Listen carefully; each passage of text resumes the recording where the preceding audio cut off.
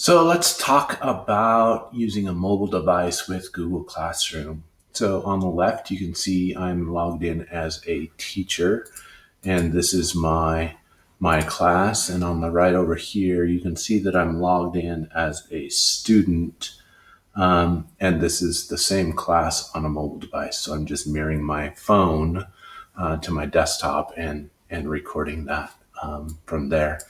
So if you take a look at this, I'm just going to go ahead and go into my classwork as a teacher, and I'm going to create a new assignment. And I'm going to call this, let's say this is math, and we're going to call this identifying angles. And it's going to say complete the attached worksheet. And I'm going to add this worksheet from a file I have on my computer. So I just have a file on my computer. I'm going to choose number 2 here and upload that and attach it as an artifact into my assignment. Now, this is the important part. I don't want students to be able to view the file, but I'm going to go ahead and make a copy for each student. That way, when a student makes an edit, it doesn't affect anybody's but their own. I'm going to go ahead and select points. I'm going to select a due date if applicable, and I can also select a time. I can add a rubric as well. And don't forget, I can select all students or a specific subset of my students as well. And I'm going to go ahead and assign that. Now, if a student is using a mobile device, now remember those touchscreen Chromebooks count as a mobile device, especially if they're flipped over in tablet mode.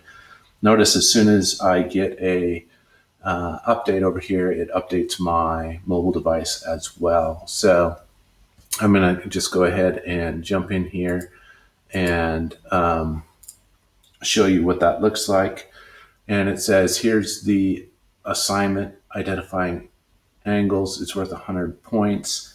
And here is the PDF assigned with that. So I'm going to go ahead and open up that PDF on my mobile device, and this is what that PDF looks like. So I can zoom in and zoom out on my mobile device. And just remember, your students will be able to do this on the touchscreen side of their new Chromebooks as well.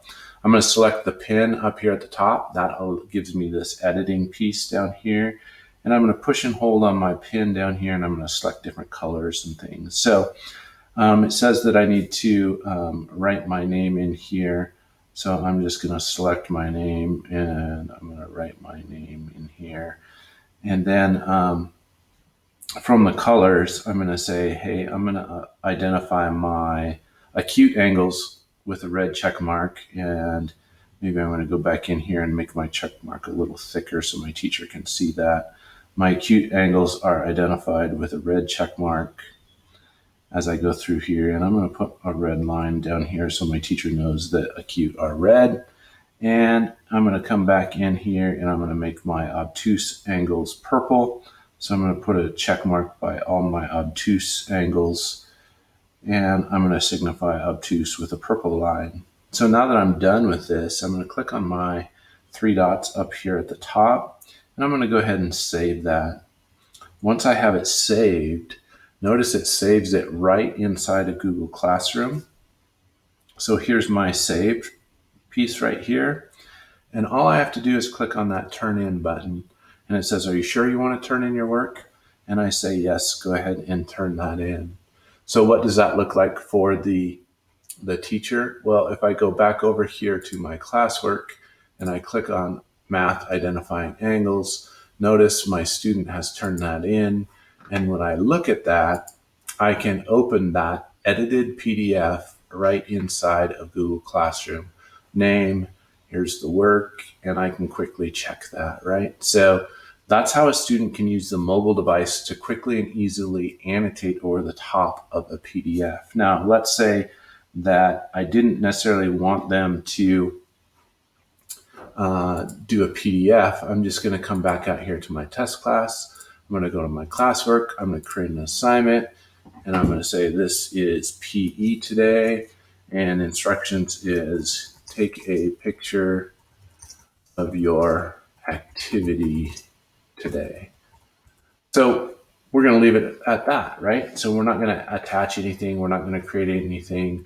but we are going to assign this. And so notice when you assign that, it pops right back into Google Classroom here for the student side.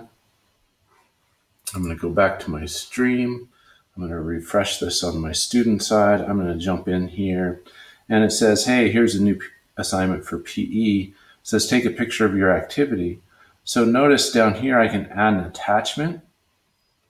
And when I click on add an attachment, notice I can either take a photo or record a video right inside of my Google app, my classroom app, my mobile app. So just know that that feature is there for the mobile side. So if they're using an iPad, a touchscreen Chromebook, or a phone, this is going to be available to them. It looks a little bit different if they're in a Chromebook.